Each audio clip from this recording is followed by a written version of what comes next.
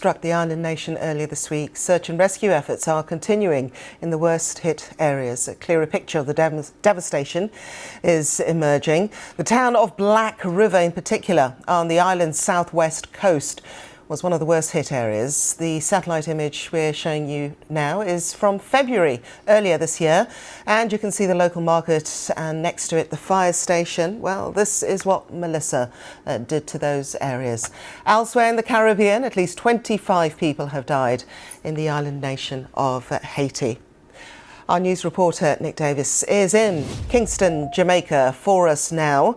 And Nick, we were speaking earlier about some of the challenges in some of those areas that have been particularly badly hit. Just remind us of the priorities. I mean, at the moment, it's trying to get to people who are trapped. The number of the communities are completely isolated. They can't even get out to be able to get help. Many instances, the roadways have been washed away. Because the country is so mountainous, it means being able to get away from where they are is almost impossible. Inundated streets, inundated fields, precipitous walks to be able to get to safety, and often with young children, it means that these people will have to be rescued. You can't even go in there with helicopters. It's going to be a really difficult task to be able to get some of these people. And you have to bear in mind that they don't have any power or any electricity or any even water at the moment. You've kind of answered my next question, because I was going to ask about if there are enough government resources that are being thrown at this. And I was going to say, why can't you use helicopters to gain access to these areas? It's a number which you need. A lot of media interest has been clearly on Black River because it's the area of most need right now. But you have pockets of communities. And that's the thing about Jamaica. I often describe it as kind of hill and gully, because in every hill and every gully, there's a community of some nature. And in central Jamaica, a lot of that because of the fact that it's rural communities. Now, how do you get enough resources? How do you get enough rotary aircraft to be able to get into those areas? It's very, very difficult. You need to be able to get roadways. Jamaica has so many roadways. It's just so impassable to get through to many of these communities. And that's part of the problem.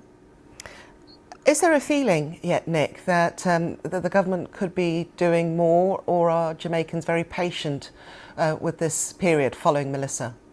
That's a great question. I think that Jamaicans, by their very nature, are very resilient people, and they're aware that the country is going through an unprecedented challenge. But at the end of the day, people want water.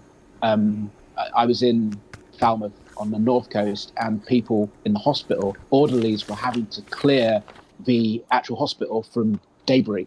They hadn't been in contact with their government. They hadn't been given any supplies. Police officers, someone joked and shouted out, what's Andrew doing for you? Because the police hadn't heard from high command, because they don't have Starlink. They don't have that longer length communication to be able to connect with people outside of their region themselves. Nick, very quickly, you said people want water. After 3 days, you will die if you don't have water. So you say this, but the implications are, why aren't people getting water?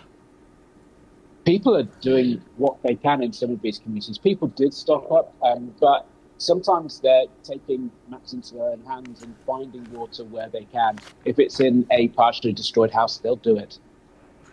OK, Nick Davis, thank you very much indeed for that update. Thank you. And you can follow Nick throughout the day, but also the BBC News website has the latest developments.